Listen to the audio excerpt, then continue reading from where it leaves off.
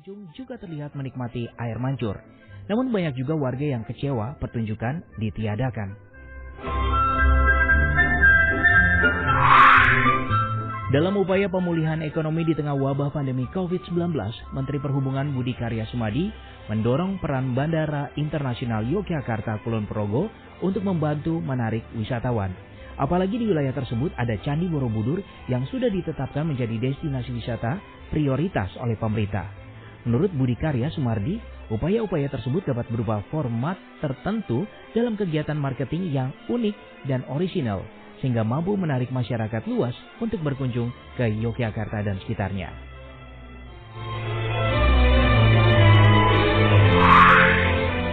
Demikian saya Darmon Ismail, sampai jumpa pada pas jam 22 waktu Indonesia Barat.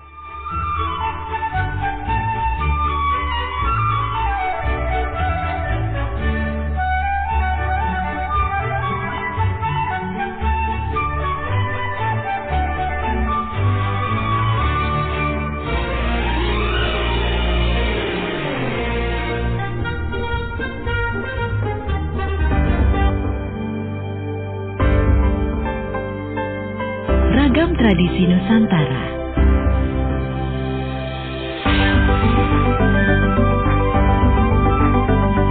Hamparan keajaiban Nusantara.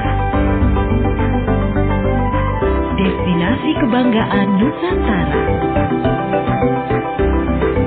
Dan pesona budaya Nusantara. Hanya di Perompat RRI.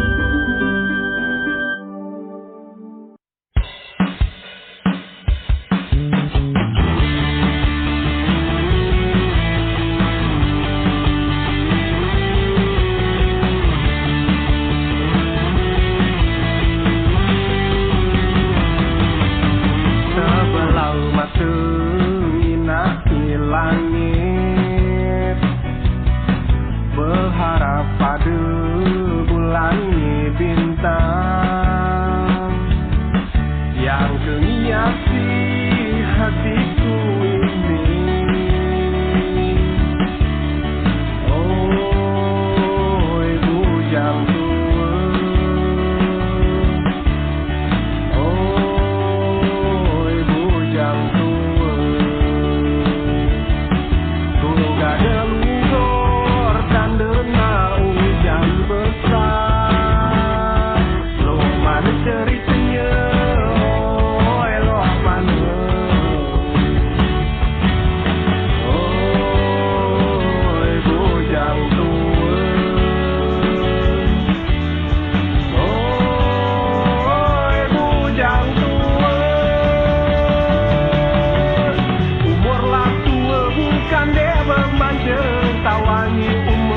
Akulah ada, cuman bukan lo itu ceritanya. Gadesan dinda galengari aku. Bujang tua, oh, bujang tua.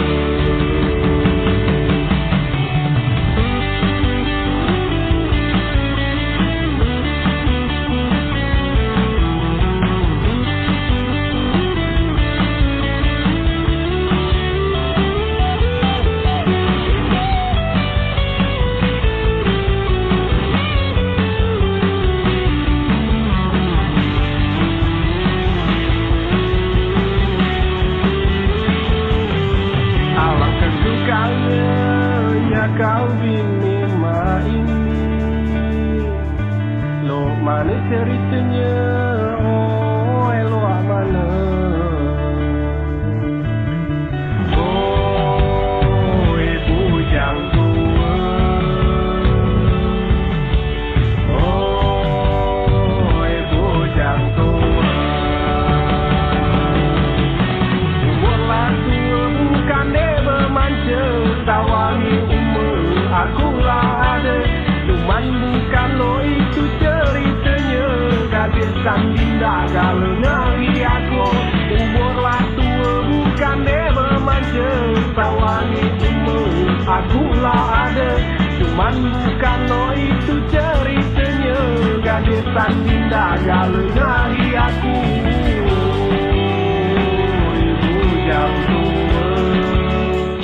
dengan Bujang Tue. Dan pastinya sesaat lagi nanti kita akan ngobrol bersama narasumber di acara Apresiasi Budaya bersama Pak Muhammad Nasir MPD. Beliau ini adalah penulis dan jurnalis, anggota Komite Sastra Dewan Kesenian Palembang. Dan akan kita ngobrol bersama beliau dengan temanya kesenian Palembang di masa pandemi COVID-19 seperti apa.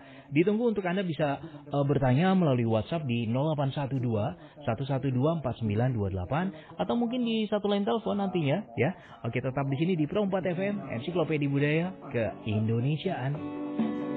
Ada lagu berikutnya dari Ogi Maulana dengan Ana Umang.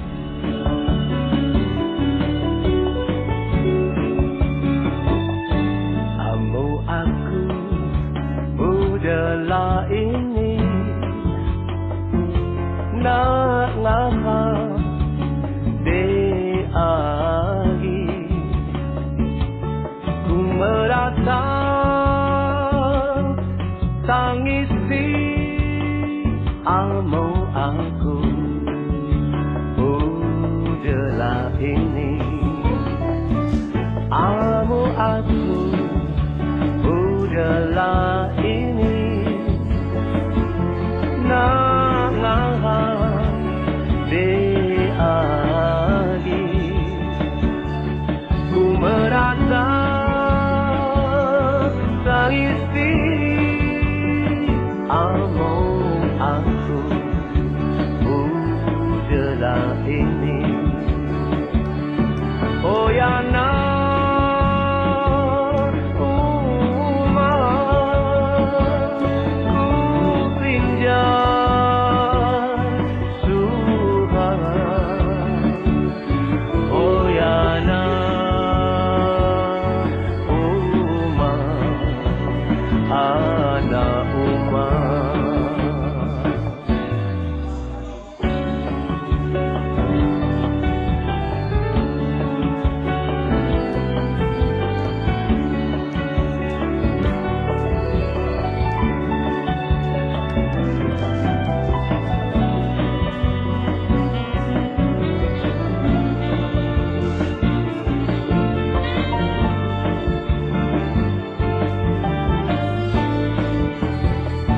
amun aku udahlah ini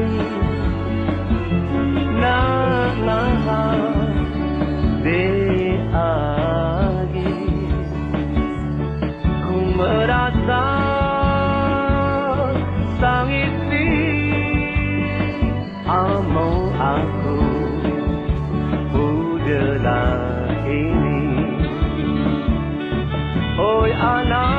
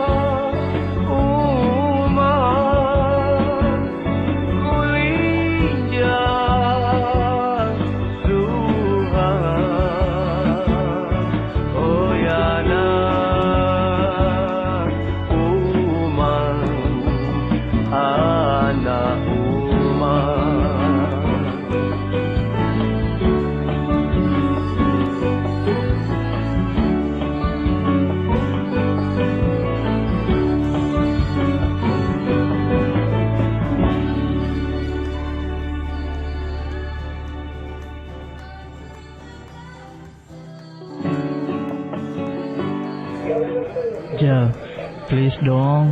Jel, please. Jadi pacar aku. Apa sih, Jo? Ih, sana Gi. Jel, apa sih yang kurang dari aku? Udah ganteng, punya motor keren, populer lagi. Kamu yakin gak mau jadi pacar aku, Jel? Sorry, Jo. Kamu bukan tipeku. Memangnya aku kenapa sih, Jel? Sampai kamu tuh gak mau jadi pacar aku? Kamu perokok, Jo. Aku gak suka sama cowok perokok. Sama diri sendiri aja gak sayang. Gimana mau nyayangin aku? Tuh kan, ditolak gebetan gara-gara rokok. Selain itu, rokok juga bisa menyebabkan gangguan pernafasan, stroke, penyakit jantung, penuaan dini, kanker alias kantong kering bro, dan banyak lagi dampak negatif yang ditimbulkan. So, masih mau ngerokok?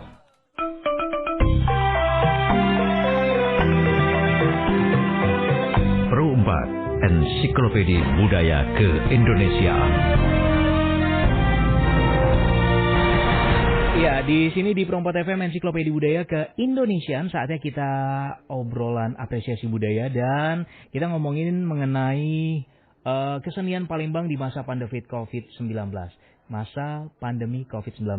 Di ujung lain telepon sudah terhubung dengan Pak Muhammad Nasir MPD. Beliau ini adalah penulis dan jurnalis, anggota Komite Sastra Dewan Kesenian Palembang. Oh, kita ulik-ulik aja kaitannya dengan hal ini dan pastinya penting banget untuk kita mengetahui sampai sejauh mana sih perkembangan kesenian Palembang saat ini di saat pandemi COVID-19 ya. Di ujung lain telepon sudah terhubung dengan beliau. Assalamualaikum. Assalamualaikum warahmatullahi wabarakatuh, Bang Wawan. Apa kabar? Apa kabar, Bang? Baik. Wong Kito Galo ya. Iya, siap. Oke, baik. Ini obrolan sangat menarik. Kita nanti berkaitan dengan kesenian Palembang di masa pandemi COVID-19 nih, Bang. Oke. Bang, kita pun nanti kita nak ngundang juga nih. Kita nak ngundang Jugo ya. Jugo apa juga sih, Bang? Jugo. Oh, Jugo ya. Bukan Cuko ya, itu pempek-pempek Palembang namanya ya. Pempek ya. Oke, baik. Oke, nanti sahabat budaya bisa ikut serta bertanya di WhatsApp-nya 0812 112 4928 atau satu line telepon 021 344 0798. Bang, kita dengerin dulu mini feature sebentar aja, boleh kah, Bang? Boleh. Oke, baik pendengar atau sahabat budaya, kita dengarkan dulu yang mau lewat berikut ini.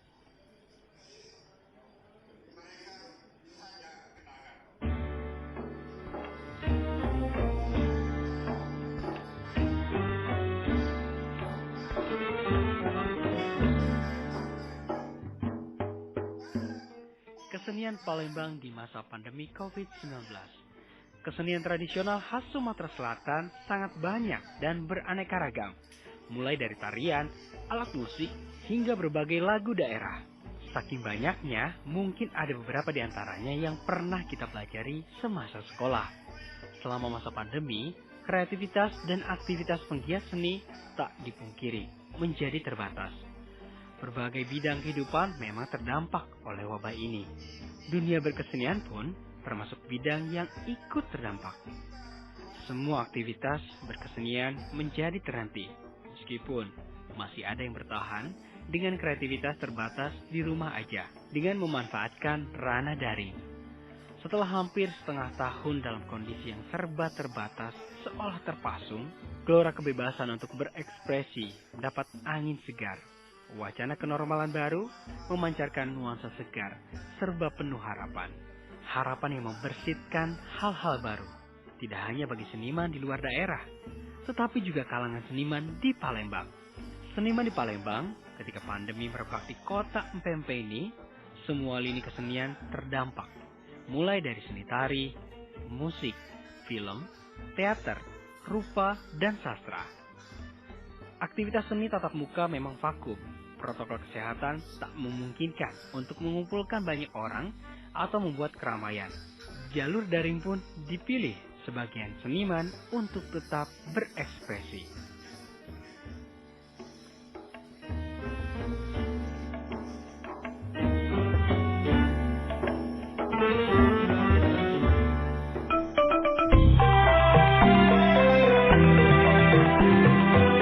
Pro 4, Ensiklopedia Budaya ke-Indonesiaan. Iya, baik sahabat budaya dan juga Bang Muhammad, tadi sedikit mengenai mini feature kaitannya dengan tema kita kali ini, kesenian Palembang di masa pandemi COVID-19. Itu sedikit paparan dari teman saya nih. Bang, sampai sejauh mana sih kaitan kesenian Palembang di masa pandemi COVID-19 saat ini, Bang? Iya, dampaknya begitu ya. Kalau dampaknya rasanya menelusuk sampai ke tulang itu. Idih, kayaknya tuh kalau kita tidur tuh nggak enak banget ya, ada yang nusuk-nusuk gitu, Bang. Iya. Macam itu dia. Oke. Itu di dalam daging. Oke. Tapi tetap kita terpasung, gitu, terbelenggu oleh protokol, ya kan? Tapi kemudian kita tidak mampu untuk melawannya, begitu kan? Betul. Jadi kalau di era sebelumnya dulu kan biasanya yang bertentangan dengan iman dan sastrawan itu kan adalah penguasa, gitu kan? Ya, mereka bisa memasung, walaupun demikian para seniman dan sastrawan juga biasanya punya cara-cara sendiri untuk berekspresi. Nah, memang bahasa yang mereka gunakan juga bahasa yang implisit, gitu kan? Ketika di era pandemi ini ya kita tidak bisa melawannya menggunakan bahasa implisit, kan? Bahasa kayak bahasa, gitu, bahasa halus, gitu kan? Ya karena karena kita hadapi juga adalah makhluk halus. Jadi pada dasarnya kembali kepada prinsip kehidupan manusia saja. Oke, seperti apa kembali ke prinsip dari sudut pandang Abang? Pada dasarnya kan harus bisa bertahan. Betul, survive ya Bang ya. Survive, ya kan, harus bisa beradaptasi, menyesuaikan diri. Karena bagaimanapun tantangan dan gejolak serta sifat-sifat serta jenis yang kita hadapi juga akan selalu berubah, begitu kan? Barangkali dulu belum ada teknologi, ya kita masih manual, kan? Kemudian teknologi berkembang, ada dunia maya, ada daring, ada, ya kan? Ada sebelum tulisan juga masih bersifat lisan, yang manusia akan selalu berusaha beradaptasi, menyesuaikan diri, gitu. Dan dalam sejarahnya pun kalau saya baca di literatur itu sebenarnya pandemi itu pun bukan barang baru bagi dunia seni. Sejak zaman bahula sampai Perang Dunia I, Perang Dunia Kedua, pandemi itu sudah melanda semua belahan dunia, termasuk juga senimannya dan sastrawannya. Tapi sepanjang itu juga mereka bisa bertahan dan sampai kini juga masih tetap kita temukan sastra, gitu kan. Memang mungkin kita harus bisa dapat belajar dengan masa lalu, atau mungkin kita terlupa dengan hal begini. Jadi mungkin tadi jadinya terlupakan, kita tidak prepare untuk mendapatkan kondisi yang stagnan di masa pandemi Covid saat ini kali Bang. Ya, sebenarnya seperti saya katakan tadi kan beradaptasi dan menyesuaikan diri. Para seniman pun saya rasa juga sudah melakukan hal demikian ya, walaupun sebagian barangkali belum menemukan formulanya, gitu kan. Karena memang sesuai dengan sifatnya, sifat sastranya. Kalau sastra tradisional, gitu kan, barangkali orang-orangnya juga masih begitu akrab dengan teknologi. Betul. Mau masuk ke daring, bisa masuk ke daring pun kalau berhubungan dengan teknologi komunikasi juga kan banyak syarat. Harus punya handphone, pun juga harus jaringannya ada, gitu kan. Jaringannya ada, kemudian ternyata pulsa kuotanya juga berpengaruh, imbasnya itu kemana-mana ya Bang ya. Bang, kalau kita ketahui kan COVID ini hadir di awal tahun 2020 ya Bang ya. Nah, kita ketahui mungkin Februari atau Maret yang sudah mulai gejolaknya. Maret kurang lebih. Nah, ada tidak prediksi atau misalkan bukan prediksi, dalam artian persiapan, wah ini bakal panjang nih dengan kondisi begini. Kita sebagai seniman Palembang pun harus bisa mempunyai solusi untuk hal ini. Ada tidak pada saat awal seperti itu pemikirannya Bang? Barangkali ketika pandemi itu datang belum kita terpikir ya. Belum terpikir ya. Belum membayangkan akan seperti apa kondisinya, gitu kan. Kayaknya kita barangkali sama saya yang lain lihat bahwa ini wabah nih. Kayaknya ini sebatas gini aja nih. Tapi nggak terbayang bahwa kemudian ada protokol yang begitu ketat, gitu kan. Karena kan demi keselamatan kita juga, gitu kan. Nah, iya, Bang, pada saat ini kan memang COVID melanda bulan Maret sampai dengan mungkin saat ini new normal. Apa yang dilakukan saudara-saudara, teman-teman seniman yang ada di Palembang? Mungkin sama, mungkin dengan daerah lain, atau mungkin ada solusi terbaik dari Pemda Palembang untuk agar supaya setidaknya seniman ini survive, seniman Palembang? Saya yakin kalau seniman itu survive ya, walaupun terkadang juga ada yang mengeluh gitu kan. Saya beberapa kali berbincang-bincang dengan seniman tradisional, Dulmuluk, kan, Tahilin ya. Mereka yang memang sebenarnya juga sudah begitu susah mendapat job ya. Jadi sebelumnya pada tahun 2000-an itu 2012 itu mereka sudah sepi job gitu. Oh, 2012 sudah sepi job. Job. Oke. Kalau ceritanya itu kalau seperti Dulmuluk itu kan dulu kalau ceritanya Pak John Har itu maestro Dulmuluk di ini ya dari Tanggal Harapan Jaya itu dulu kalau masih jaya-jaya dulu 1 bulan itu mungkin hanya 1 atau 2 hari mereka yang istirahat karena ditanggap itu ada perkawinan, ada pesta-pesta gitu kan, ada sunatan gitu kan. Bang, tadi yang abang sebutkan tadi seniman apa bang di 2012 Dulmuluk. ini apa bang? Dulmuluk. Nah, boleh tahu Dulmuluk. Boleh tahu bang, Dulmuluk ini seni apa bang? Dulmuluk ini seni panggung, teater tradisional. Oh, kalau kayak di Jakarta itu mungkin kayak apa ya? Lenong, ketoprak, begitu ya bang? Ya, begitu. Oh, oke, baik. Nah, tidak jauh beda dengan lenong dan ketoprak mungkin konsepnya bang? Sama. Oke. Dengan pemusik, ada 5 atau 6 orang. Baik. Itu kalau yang bangsawan pemusiknya lebih banyak gitu.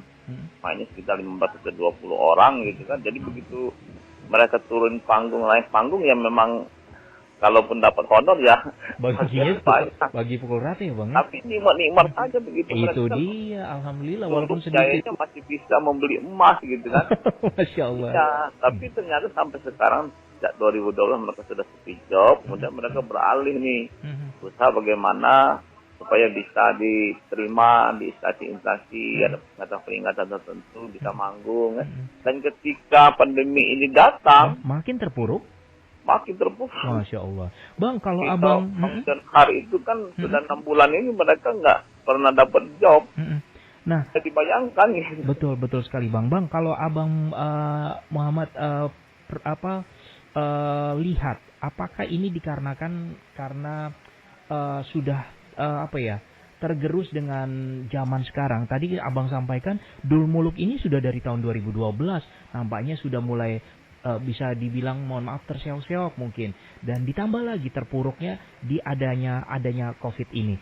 Nah, apa sih bang kesulitannya agar bisa nih kita rubah kesulitan menjadi suatu hal yang baik lagi, terangkat nih Dulmuluk ini di zaman saat ini bang?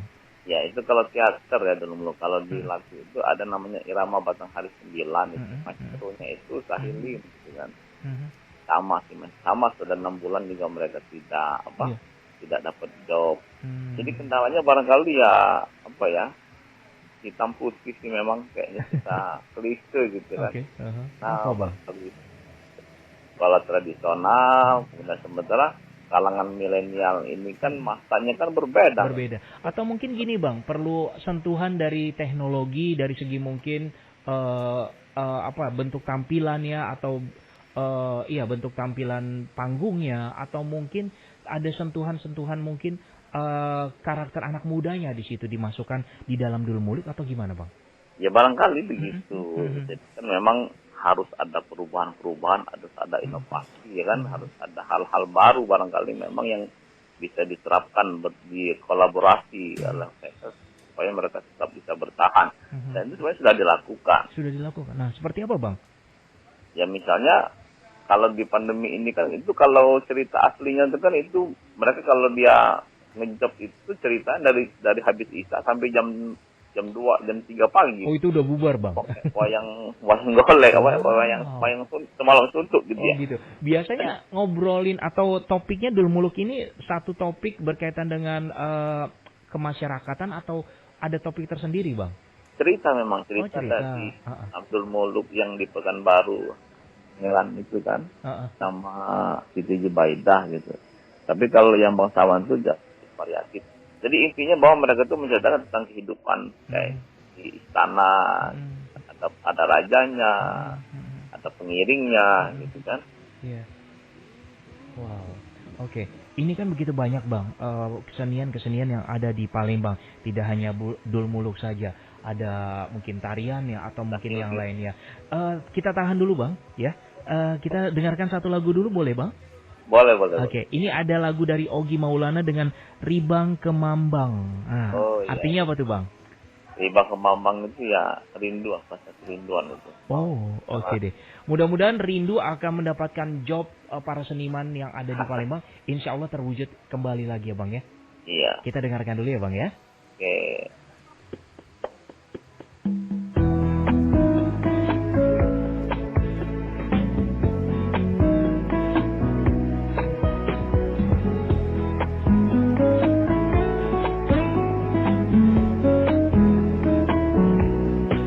Petang-petang kemana aku,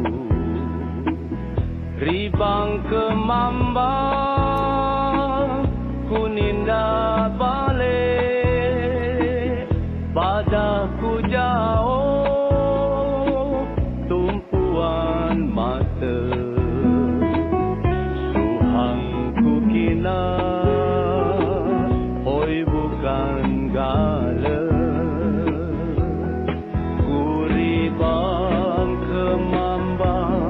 Semirapkan petang kemana ku midang, oi bukan gala. Ku ribang kemambang, semirapkan petang kemana ku midang, oi bukan gala.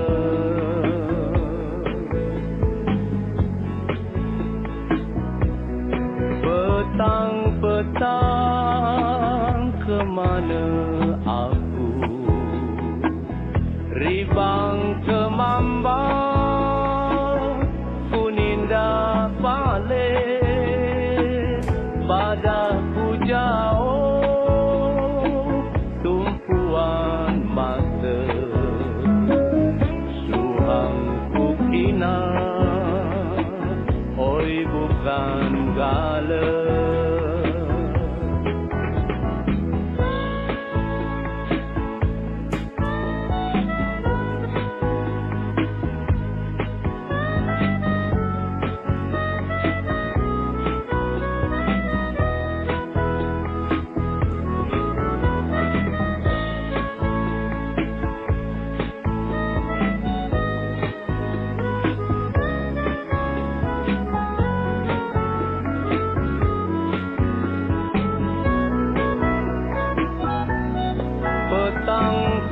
Petang-petang kemana aku, Ribang Kemambang ku ninda balik, padaku jauh tumpuan mata, suhangku kina oi bukan gala. Ribang Kemambang, semirapkan petang kemana ku midang, oi bukan gala. Ku ribang Kemambang, semirapkan petang kemana ku midang, oi bukan gala. Oi bukan gala, oi bukan gala.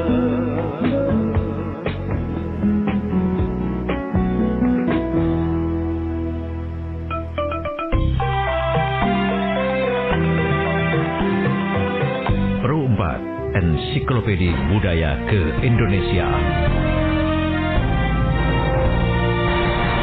Iya, itu tadi Bang, kita dengarkan lagu Ribang Kemambang. Judulnya itu mengenai apa sih Bang, lagu ini Bang? Itu kayaknya tentang ini ya, asal kerinduan orang merantau gitu. Oh, perantau ini Bang, yang rindu. Oke. Wow. Baik Bang, kita balik lagi nih, kita ngobrolin mengenai Sahabat budaya, kita obrolin mengenai kesenian Palembang di masa pandemi COVID di acara apresiasi budaya bersama Bang Muhammad Nasir MPD. Beliau adalah penulis dan jurnalis, anggota Komite Sastra Dewan Kesenian Palembang. Ini kayaknya Abang merupakan bagian dari Komite Sastra Dewan Kesenian Palembang. Nah, tadi kan kita sudah ngobrolin masalah Dul Muluk nih, Bang. Nah, kalau dari sisi sastranya ini seperti apa, Bang? Atau mungkin kesenian lainnya, Bang? Kalau Dul Muluk itu masuk di teater. Teater ya, oke, baik.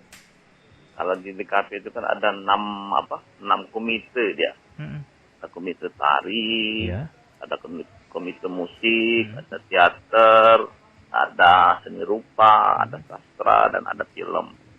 Jadi semua bidang seni itu rasanya memang sudah termaktub di dalam Dewan Kesenian Palembang itu. Dan pengalaman kami ya semua bidang seni itu juga terkendala.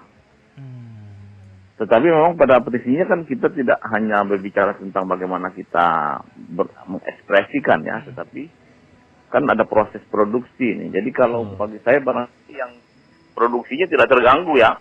Orang mau mencipta lagu kan di rumah saja justru bisa bikin jadi lebih produktif. Betul, benar. Orang mau mencipta tarian gitu kan. Iya. Mau menceritakan cerita-cerita di teater, membuat film itu kan. Tetapi barangkali ketika dia mau mengeksekusi, kalau film itu kan mau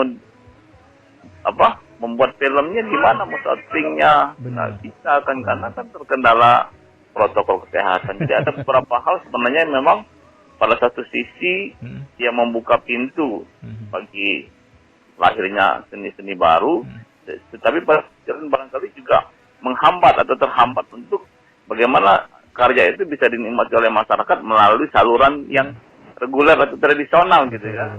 Jadi begitu banyak acara daring. Ya. Oke. Daring gitu. Baik, Bang, kita pun mengundang sahabat budaya kita ya, silakan bisa bertanya mengenai tema kita kali ini mengenai kesenian Palembang di masa pandemi Covid di WhatsApp-nya 081211249928 atau mungkin satu lain telepon mau langsung aja boleh 0213440798. Ada Melinda di Jakarta Timur nih, Bang. Assalamualaikum Dadarmawan dan Abang Muhammad Nasir. Aku Melinda di Jakarta Timur. Bagaimana sih, Bang, acara kesenian bertahan hidup di masa pandemi? Mungkin maksudnya kesenian Palembang kali ya? Ya. Oh, jadi maksudnya barangkali seni itu seninya semakin hidup gitu, menggeliat gitu kan? Iya. Karena kalau dia hidup tapi tidak menggeliat barangkali tidak ada. Iya, untuk mencapai bertahan hidup nih ya, setidaknya. Jadi sebenarnya hal-hal ini juga sudah direspon oleh Dewan Kesenian Palembang. Jadi memang kita bersama ketua kita MS Iqbal Rudianto dan juga pengurus lainnya, sekretaris Kusoy, itu kami sudah membentuk tim kemarin panitia pelaksana. Nah, kebetulan saya sebagai panitia pelaksana. Jadi kita punya event yang namanya silaturahmi dan gelar karya kini dan nanti. Di tema itu art, gitu kan? Art normal. Kesenian menuju kenormalan baru. Jadi kan ini kegiatan ini adalah bentuk bagaimana kita mengajak para seniman itu, bukan hanya seniman sih, pihak terkait lainnya, stakeholder, pemerintah, BUMN, gitu kan, kemudian akademisi, praktisi, mahasiswa, pelajar, untuk bersilaturahmi dalam satu tempat, dalam satu waktu. Jadi karena kita musim gitu kan, jadi webinar, jadi kita gabungkan, jadi namanya webinar plus. Jadi seminar daring sekaligus juga nanti ada yang hadirin di lokasi gitu. Jadi menarik itu. Iya, betul. Nah, jadi ini membicarakan, berdialog, ada pentas yang puisi bisa baca puisi, yang menari bisa tampil, yang menyanyi juga tampil, walaupun dengan juga menghormati protokol. Benar. Kita juga memanfaatkan teknologi begitu. Jadi narasumbernya nanti juga ada yang dari luar, dari Padang, dari Riau, gitu kan? Iya. Nah, ini prospeknya gimana, Bang? Sudah berjalan atau gimana, Bang? Sudah berjalan. Nah. Jadi setiap hari itu 2 komite menggelar acara webinar ini, dialog, silaturahmi dan gelar karya. Alhamdulillah antusias cukup baik. Wow. Jadi para seniman praktisi itu masing-masing kalau untuk narasumbernya itu yang kita yang berkompeten. Misalnya kalau sastra itu ada budayawan yang juga rektor Universitas IBA Palembang, ada nanti Mas Pri kalau sastra dia yang jurnalis juga dulu pernah menggagas Jalan Senen Lampung. Ya kan ada lagi dari utusan HISKI itu Himpunan Sarjana Sastra, Dr. Didi Suhesti, dan juga ada akademisi dari Universitas PGR Palembang, Dr. Darwin Effendi. Nah mereka ini membahas persoalan-persoalan ini jadi positif. Sementara peserta webinarnya juga dari berbagai bidang, ada yang profesi gitu kan. Jadi sehingga ketemu nanti pola-pola dan formula sebenarnya seperti apa sih. Dan melibatkan juga anak muda, Bang? Ya jelas anak muda milenial itu kalau yang penyanyi yang tampil itu kita gabungkan, misalnya ada Randi dan Rosa, itu milenial. Oh gitu. Randi itu serba bisa di Don Muluk, bisa main multitasking ya Bang ya. Putri Sumsel 2020 milenial menyanyikan lagu Irama Batang Hari 9. Jadi bisa lihat di TKP, di lokasi, dan juga bisa lihat langsung di Zoom, YouTube, dan IG kita. Oh gitu. Wow, keren. Tapi Bang, gini Bang, kalau saya pribadi nih, kita juga mungkin kesulitan juga untuk mendapatkan hasil seni atau hasil kreasi lagu-lagu pop daerah. Kita ketahui kan tidak semua daerah di Indonesia mempunyai kreativitas tinggi untuk memproduksi lagu-lagu. Nah, kan kita tahu yang mungkin hanya beberapa daerah saja yang maju. Bagaimana kalau menurut pandangan Bang Muhammad sendiri nih kaitannya dengan produksi lagu-lagu daerah dari Sumatera Selatan, Bang? Aduh, kalau produksi kayaknya cukup lumayan lah di masa-masa sekarang ini ya. Itu ada teman kita dari musik itu, komite musik, ada Andi Listo. Andi Listo itu bahkan dia sudah akan mengeluarkan solo albumnya yang kelima nih. Semuanya berbahasa Palembang. Oke. Ada uji terakhir ini akan launching itu dia Budak Lorong. Jadi Budak Lorong ini irama dangdut, kemudian nanti juga akan dibawakan dalam bahasa Melayu, gitu, bahasa Palembang dan bahasa Indonesia. Wow. Jadi ternyata situasi yang kita membuat orang susah di masa pandemi ini justru terkadang membuat kreativitas dan menemukan peluang-peluang baru itu jauh lebih meningkat. Lebih meningkat gitu ya Bang ya? Iya. Okay. Dan pastinya mungkin dengan kondisi seperti ini juga lagu-lagu yang diciptakan, dikreasikan mungkin disesuaikan dengan kondisi zaman anak now nih Kak Bang. Misalkan dikombinasi dengan R&B lagu daerahnya, atau mungkin ada sedikit beat yang lebih terkinian seperti itu, membuat anak-anak muda khususnya anak-anak muda Palembang ternyata bisa ya lagu daerah dimasukkan ke dalam unsur modern seperti saat ini. Seperti itu ya Bang ya? Benar itu. Dan itu terbukti loh sekarang. Sudah banyak lagu. Sudah banyak ya Bang. Tapi kok kita belum tahu ya, belum pernah masuk ke Pro 4 Jakarta nih Bang. Ya kalau di YouTube itu banyak kok. YouTube banyak ya Bang ya. Iya. Oke. Baik, kita tunggu nanti satu line telepon 0213440798 atau di WhatsApp-nya 0812 1124928. Kita ngobrolin mengenai kesenian Palembang di masa pandemi Covid, dan disampaikan oleh Bang Muhammad Nasir bahwa memang sudah ada kemajuan dengan kondisi saat ini. Alhamdulillah. Bang, ditahan dulu, ada penelpon, bolehkah? Iya, boleh. Siap. Oke. Halo, selamat malam. Halo, selamat malam. Iya, dengan siapa Bu? Bu Ani. Oh, Bu Ani di Depok ya Bu ya? Oke, ya. baik. Ibu Ani, ada Bang Muhammad Nasir. Oke, silakan, apa yang mau ditanyakan? Ya Bu, selamat malam Bu. Waalaikumsalam. Siapa? Bang Nasir ya? Iya. Assalamualaikum juga Bang Wawan. Iya, waalaikumsalam. Sama Mbak Mariana, produser. Iya. Ini tadi saya menyimak tapi nggak begitu ini ya. Saya baru dengar itu kesenian Dul Muluk. Itu kesenian Dul Muluk itu, kalau saya mau tanya itu, apakah waktu pertunjukan itu seperti sandiwara apa bagaimana tuh? Oh gitu. Itu dengan maksudnya pemainnya itu kan ada sepertinya kan ada gerak tari, lagu apa. Itu mereka itu berbahasa Palembang apa berbahasa Indonesia? Terus dalam pandemi begini apakah masih aktif karena sepertinya kalau seperti teater itu dia kan mengumpulkan orang banyak, sedangkan sekarang kan nggak boleh ngumpul-ngumpul. Ya, baik, itu yang itu saya mau aja ya, Bu, tanyakan. Jadi jadi gerak tarinya itu bagaimana dengan cara dialognya baik.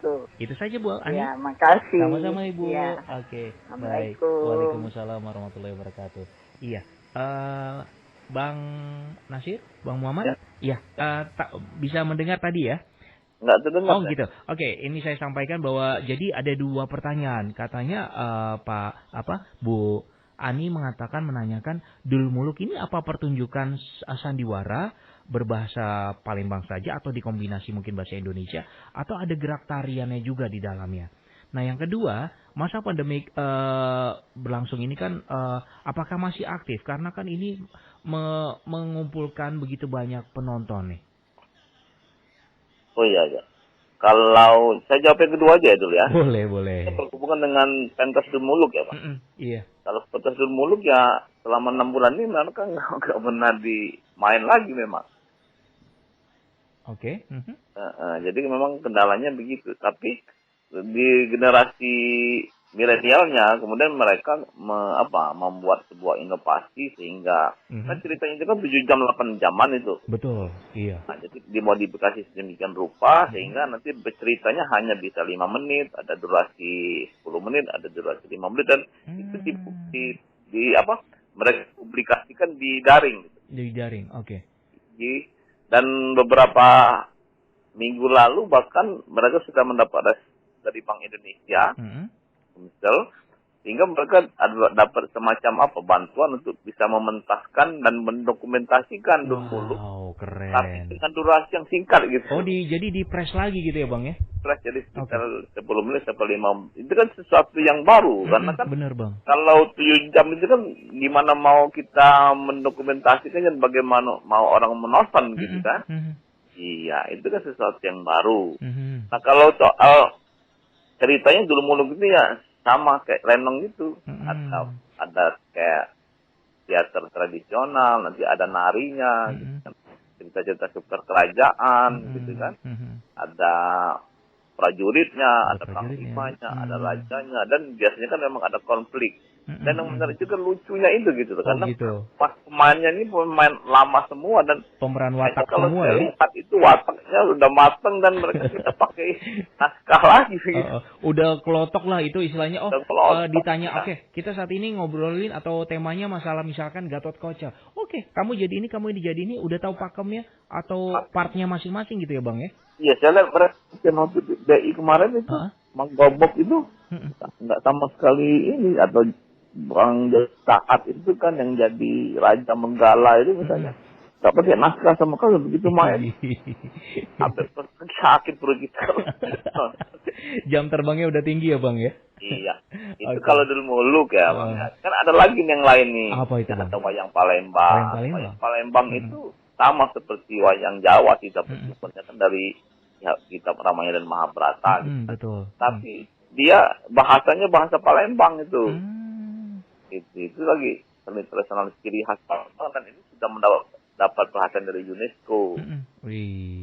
Dalang itu Ki Agus Wirawan. Nah itu kemarin di acara kita itu kan yang lama-lama itu wayang Palembang walaupun durasinya cuma 5 menit atau 10 menit. Kemudian Irama Batang Hari dengan tokoh milenialnya Ranti Dul Muluk dan Rosa maksudnya itu tampilkan semua di acara kemarin itu. Iya Bang. Wow, keren. Kita memberikan panggung untuk mereka supaya bisa karena ternyata Bang setelah selama masa pandemi ini mereka tetap bisa didaring gitu kan. Ternyata tidak ada sesuatu yang kurang gitu dibanding ketika mereka tampil berhadapan langsung dengan penikmat gitu kan. Kalau penyanyi kan itu kan imannya kan beda tuh. Itu dia menyanyi, ada direspon penonton tepuk tangan, meriah, waduh itu kan. Oh, itu suatu kebanggaan, Bang. Begitu. Bener. Artinya bagus, ternyata mereka juga membuat penontonnya puas, itu kan juga kepuasan yang berbeda dengan menggunakan komunikasi daring gitu kan. Nah ini yang rasanya sepertinya membuat kerinduan mereka itu membuat untuk begitu tampil, walaupun masih terjadi. Nah kegiatan kemarin itulah sebenarnya kami juga mengajak pihak-pihak terkait dengan kesehatan, kepolisian, Pemkot, itu juga menyampaikan hal-hal yang berkaitan dengan protokol gitu. Jadi hingga seniman pun kalau memang kemudian memang sudah waktunya bisa mentas, kan ada protokolnya tuh. Betul banget. Baik Bang, ini ada lagi dari Rizky di Rawamangun. Selamat malam Bang Wawan dan Bang Nasir. Bagaimana dengan seniman yang tidak berperan dalam konsep daring sendiri? Apakah mereka dibantu atau memang mungkin mereka beralih profesi di bidang lainnya, mungkin di makanan atau lainnya? Oh ya, kalau seperti pemainul muluk itu malah karena tidak pernah main selama 6 bulan, ada sampai jadi pedagang tuh. Makan misalkan dagang pempek baju, Bang Topok itu kan saya cerita itu kan. Kalau seperti Pak John Har itu kan mastronya itu ya memang karena dia punya anak ya tergantung kepada. Tapi kan sebenarnya nasibnya kan bukan hanya beliau, kan ada banyak pemain di bawah mereka yang juga kalau nggak pernah mentas ya gimana dapat penghasilan gitu. Bener banget Bang. Bisa kita bayangkan. Itu dia. Ya, bantuan pun kalau bergulir hanya bentuk sembako ya mungkin hanya selesai 1 minggu. Apalagi mau dinikmati. Mungkin belum semuanya merata bantuan itu bantuan ya Bang ya. Iya. Oke. Nah ada lagi nih dari Ataya di Kebayoran. Selamat malam. Apakah ada bantuan khusus berupa bantuan selama pandemi untuk seniman-seniman dari Palembang? Ada sih, itu dari kementerian, Keskram, kemudian Kemendikbud, kemudian dari Dewan Kesenian Palembang juga sudah kemudian menyalurkan bantuan karena ada beberapa teman-teman yang juga ingin membantu kan, jadi seniman itu kita bagi. Tapi kan bantuan itu juga tidak merupakan solusi ya. Hanya barangkali untuk meringankan beban barangkali iya, tapi untuk solusi ya mungkin ya perlu, kan agak sulit kalau mau dibantu sampai berbulan-bulan gitu kan. Iya, jadi mungkin hanya sifatnya sementara, tapi kalau tidak ada bantuan juga mungkin akan semakin sulit kehidupan mereka gitu. Oke. Ini ada Ibu Rianti di Banten. Selamat malam. Bagaimana tanggapan Abang berkaitan dengan keinginan anak muda Palembang dari segi untuk senimannya itu sendiri? Apakah mereka suka akan seni yang ada saat ini? Kayaknya kalau dari milenial itu sebenarnya ada yang suka, ada juga yang tidak suka. Namanya juga selera ya.